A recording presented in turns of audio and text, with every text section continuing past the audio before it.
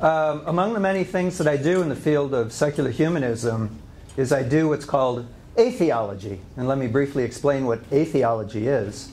You perhaps have heard of theology, combining the Greek words theos, which means God, with logos, which means reasoning or logic. So traditionally, theology has always meant the best intellectual arguments that could be designed to try to support the existence of a God, of some religion. So for example, there's a long tradition of Christian theology, Islamic theology, Hindu theology, and so forth. Atheology, then, is simply putting the prefix a, meaning against, in front of theology. So anyone who does atheology is designing the best arguments against the existence of some God. So atheology and theology are parallel to each other, and they have long been antagonists and adversaries. And in this struggle, each one has been trying to keep up with the best intellectual efforts of the other. Atheology is part of a wider field, what might be known as religious criticism generally. Religious criticism is any effort to try to criticize religion, specific religions, or to criticize religious believers with an aim to try to get rid of religious belief. For example, very active fields of religious criticism nowadays would be criticisms that religions are bad for culture, bad for society, bad for politics, bad for individuals. Atheology isn't so much about what might be called moral criticisms for religion's failure to live up to moral or political standards. Instead, atheology is more narrowly designed to try to combat the intellectual arguments that are offered for the existence of God, to try to diffuse them, defeat them, skeptically refute them. So the overall point of atheology is to produce atheism. It doesn't first assume atheism and then criticize religion. Instead, all it has to do at minimum is assume a few basic principles of ordinary common sense, sanity, and rationality. And we'll get into that a little bit.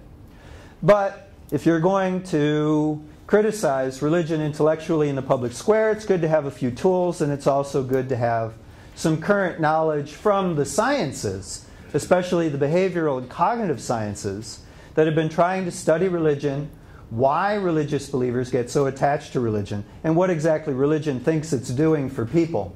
So we can take advantage of this scientific knowledge to try to design specific kinds of atheologies and replacements for religion.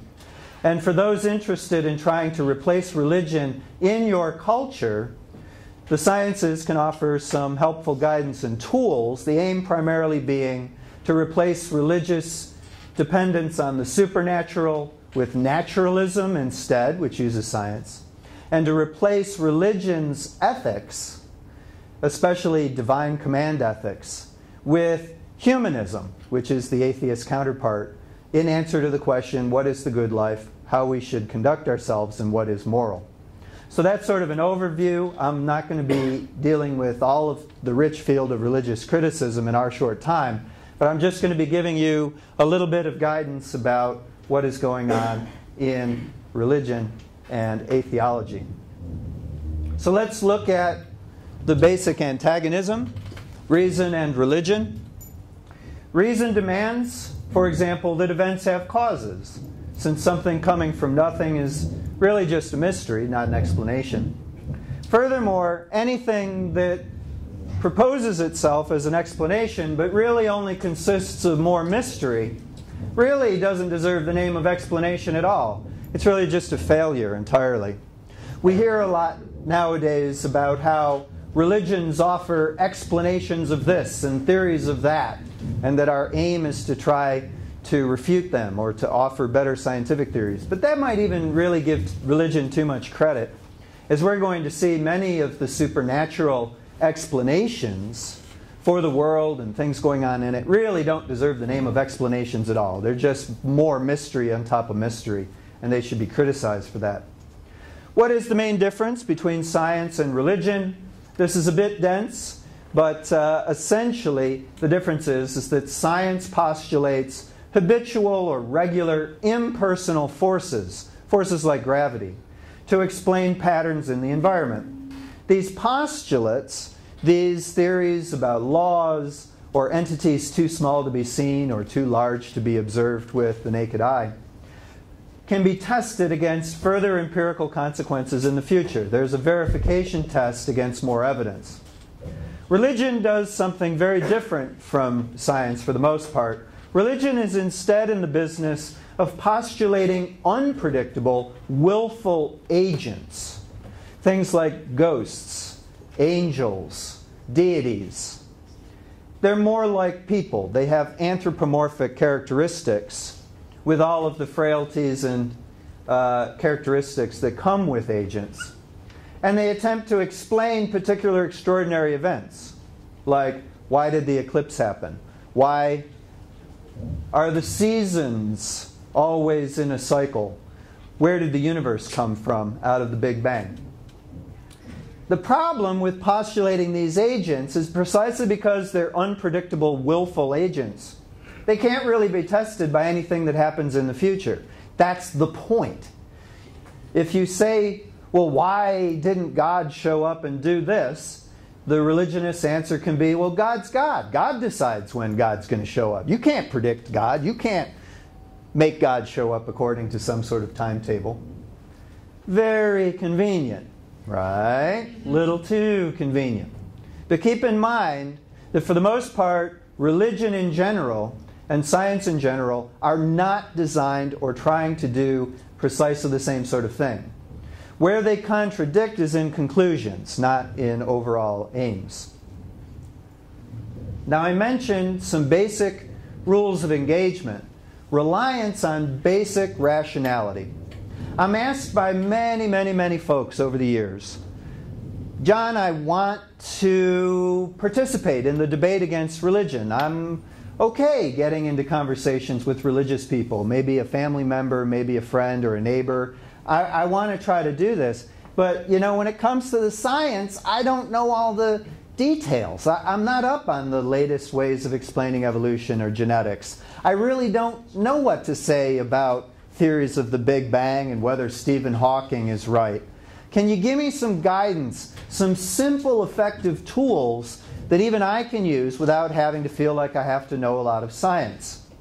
And the answer is yes. There are some what I call basic rules of reason that ought to be applied as a check against any offered explanation, particularly against religious explanations. The basic idea is don't accept more mystery as a good basic explanation. Don't accept it. Reject it. For example, if let's say your parents loan you their car for some long-distance trip because you really want to drive the Lincoln Continental, right? On the road trip, right? Fabulous. So you and your 8 friends get in the Lincoln Continental, and there you are off. And then when you come back from the weekend and you return the car, and the car looks a little bit damaged. There's damage to the front bumper. The headlights cracked out. And your parents are curious, and they're going to ask you, right, how did this happen? Naturally, you reply, it's just a mystery. Well, no, that's not an adequate answer. Or you might say, well, the car just did it itself. Well, you should know better. I mean, these aren't genuine explanations. You're just increasing the mystery. You better not, in your explanation what happened, contradict yourself or appeal to some even greater mystery. Your parents are going to smell a rat. You're going to have to fess up eventually and give some proper explanation. Rule number 1, very simple. Reject mere mystery. Reject an explanation that just puts a label on something that's already beyond understanding. We're going to see how effective that rule is against religion particularly. Pardon me. Reject contradictions. Reject explanations that simply lead you into some sort of logical contradiction. Reject repetition. Reject an explanation that requires assuming the truth of the explanation. Those of you who may have had a logic or critical reasoning class will recognize that as the foundation for, right, don't assume in your conclusion the truth of the premise, right? The begging the question fallacy, right? Don't do that. Reject mysterious causes. Reject causal relationships between two things that have absolutely nothing in common. This is very important. For example, science relies